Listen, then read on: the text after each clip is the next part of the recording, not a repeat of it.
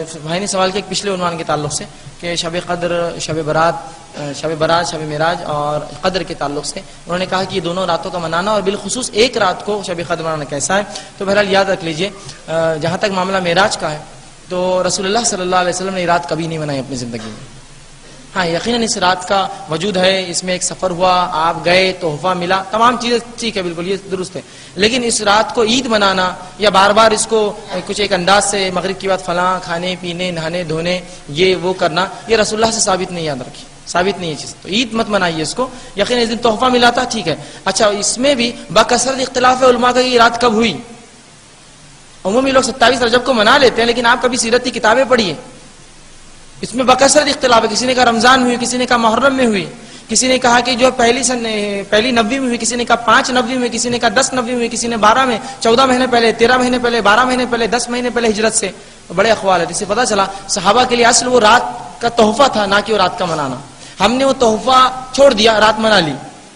ایک انسان کو رمضان کے چاند مطلب شوال کے چاند دکھنے کے بعد 27 رجب کو یاد آتا ہے مسلمانوں کو نماز پڑھنا، اس دن تحفہ ملا تھا. یہ حالت ہوگی میں. تو بہرحال تحفہ منانے کی چیز صحابہ نے تحفہ لے لیا، اور رات کا ان کیا سمجھتے، وہ رات منانے کی چیز نہیں ہے.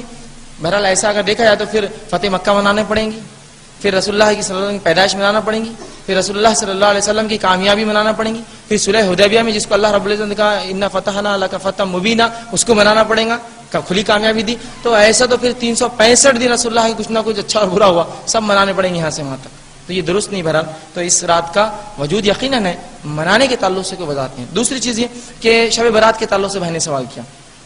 شب برات کے تعلق جو صحیح قول ملتا یہ ہے، علامہ البانی رحمہ اللہ کہتے ہیں کہ اس رات کی فضیلت ثابت ہے، منانا ثابت نہیں ہے. لیکن پھر کہہ رہا ہوں فضیلت ثابت ہے، منانا ثابت نہیں. عید کے دن کے جیسا بالخصوص مغرب کے بعد نئے نئے لباس، نہانا دھونا، کپڑے، اتنا عید مناتے ہیں کہ رمضان میں وہ تیاری نہیں ہوتی جو اس رات میں ہوتی ہے. پھر غسل لینا، پھر اس کے بعد نمازوں کا بالخصوص اہتمام، اور اسی دن صرف پڑھتے ہیں. کچھ لوگ کہتے ہیں اسی بہانے تو لوگ نماز پڑھ لیتے ہیں. سوال یہ ہے کیا شریعت یہ چاہتی ہے کہ اسی بہانے لوگ نماز پڑھے؟ شریعت یہ چاہتی ہے کہ لوگ مکلف ہے اس کے تو نماز پڑھے، بہانے سے نہیں پڑھے.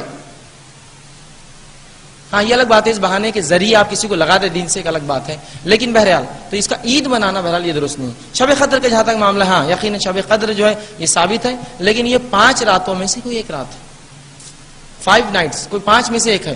پہلا 27 ہو سکتی ہے جو گزر چکی ہے، دوسرا 23 ہو سکتی ہے بہرحال گزر چکی ہے، 25 جو آئیں گی، 27 اور 29. اس میں بھی ہم نے کیا کیا، 27 کو لے لیا، صرف 27 کو، اور ایک ہی رات مناتے. جبکہ رسول اللہ نے کہا اسے آخری عشرے کی طاق راتوں میں تلاش کرو. تو لہٰذا آپ کوشش کریں آخری عشرے کی طاق راتوں میں اس رات کو تلاش کریں اور اس کو منوائیں، نہ کہ صرف ایک 27 کو سمجھیں. بہت سے لوگ 27 کو جاگتے ہیں، اب جو کچھ اس میں دکھتا ہے وہ نشانیوں کو فٹ بھی کر لیتے ہیں، ہاں یہ ہوا، ہاں وہ ہوا، ایسا وہاں سورج تھا، بارش ہوئی، ٹھنڈا موسم تھا. ایسا نہ جو 5 جاگیں گے تو پتہ چلیں گی 27 میں کیا ہوا.